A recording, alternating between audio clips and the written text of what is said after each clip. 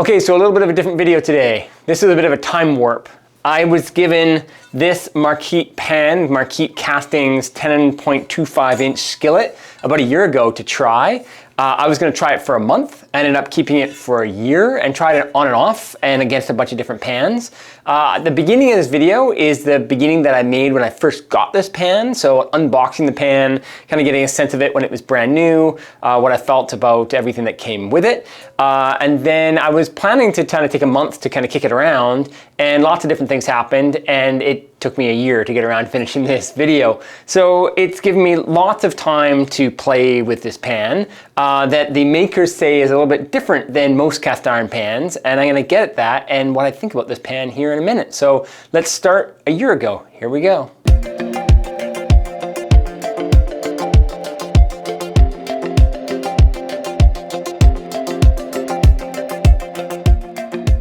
Hi, I'm Jed, this is Cook Culture. I get asked all the time to try gear. A lot of time it's from people on Amazon trying to sell this and that and the other thing, but I was contacted by the kind folks at Marquette Castings. Marquette, I'm pretty sure I'm saying that correctly. They are now making their own cast iron from Michigan, and they wanted me to try it out. So I was intrigued. I always want to try out American-made cast iron. I'd love it if there was some Canadian-made cast iron, but there isn't. So I wanted to try this guy out. So they sent it to me, and my first impressions of it is that I got it out of the box.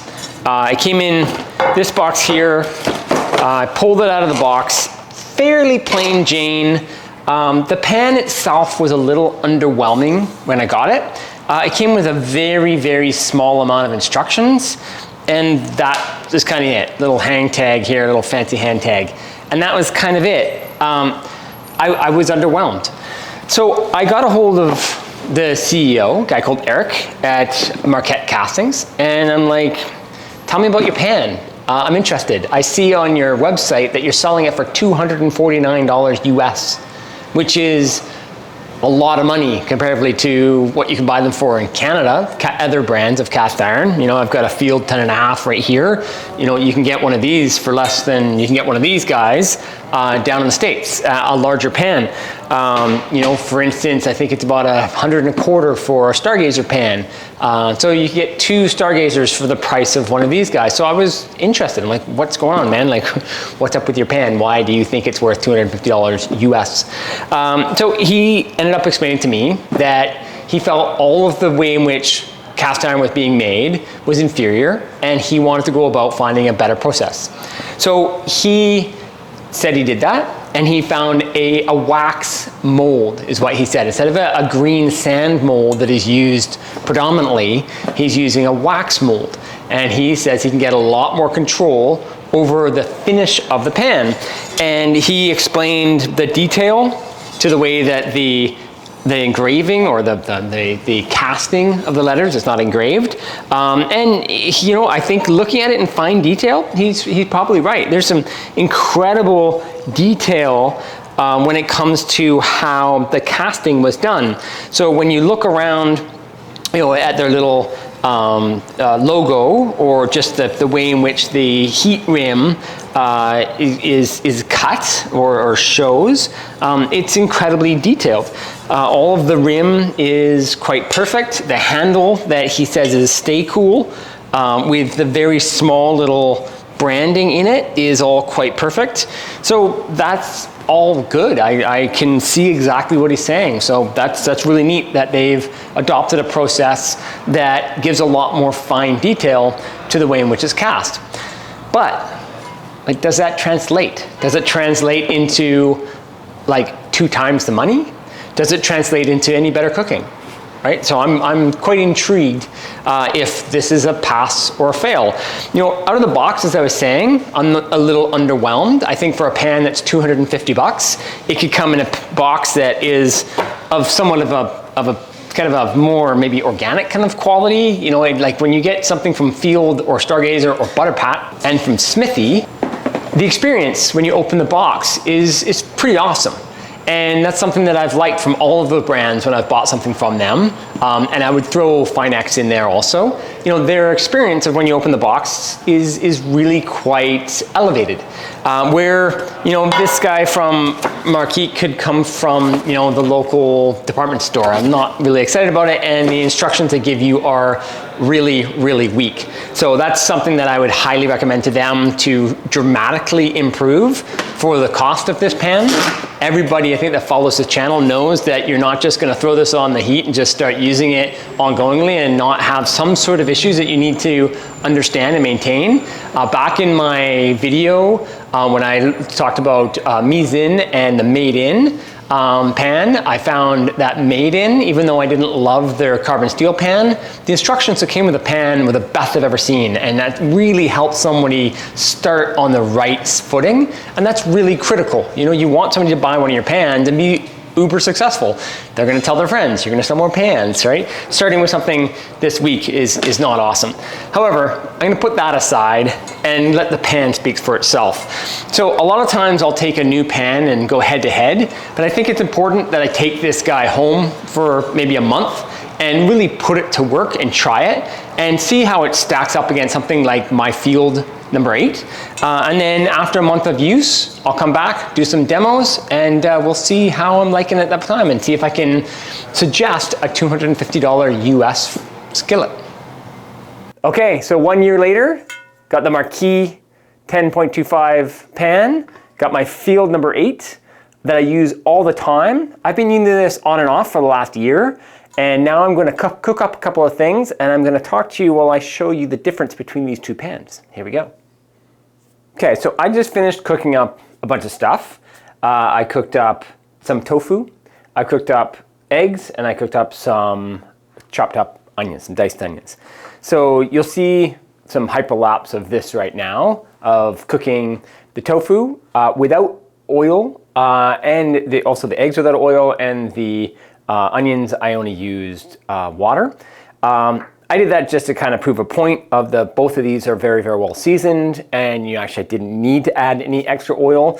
That will pull the seasoning, and I will need to post-season once I'm done all that cooking. You can't continuously do that. If your pans are wonderfully seasoned, you can cook that way, and if you're at the right heat, you're gonna get really nice stick release. But you need a balance of having your seasoning good and strong, and you know, it is probably advantageous to use a little bit of fat when you're cooking. I was just doing that to kind of prove that both of these pans are wonderfully seasoned and work really well. So as you see there, all of those things cooked exactly the same in both pans. I used the Field number 8, and I used the 10.25 in the Marquette Castings Pan.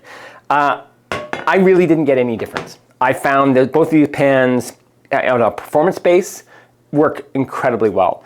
So where do I see any difference there? Well, the Marquette Castings has a pouring spout on each side that I don't utilize. I never pour things out of a pan, so to me, that doesn't matter. I have tried pouring out of the two pans, and you know, the difference is negligible.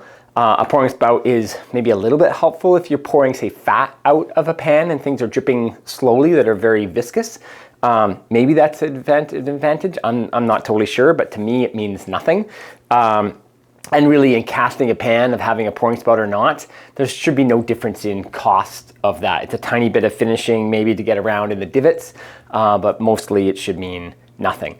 So the other big difference that I did find is that this handle on the Marquette Castings Pan is really comfortable and does stay much cooler. So the Field pan heats up quite quickly in the handle, and I can't hold it with a rag, where I was testing this guy right up to, you know, a really solid heat, and I could still use the handle. It was very hot, but it wasn't too hot. So that's a nice advantage. Not that it really matters. Using a tea towel is not a big deal. So is it a win? A little bit, not a huge win. So on price, I did a little rundown. So this guy is now $270 for the Marquette pan. The Field pan cost $145. These are all in US dollars from the supplier. The Stargazer pan is $115. The Finex pan is $160. The Smithy pan, the Chef's pan is $170, and the Butter Pat is $245. So the Marquette pan is the most premium pan, the most expensive pan out of all of those pans. So I'm not 100% sure if I'm behind the pan based on price. I like everything about it. It works just as well as my Field. I like the feel of the handle. It's an attractive looking pan. Is it specifically unique? No. It's pretty standard. I find the Stay Cool handle works.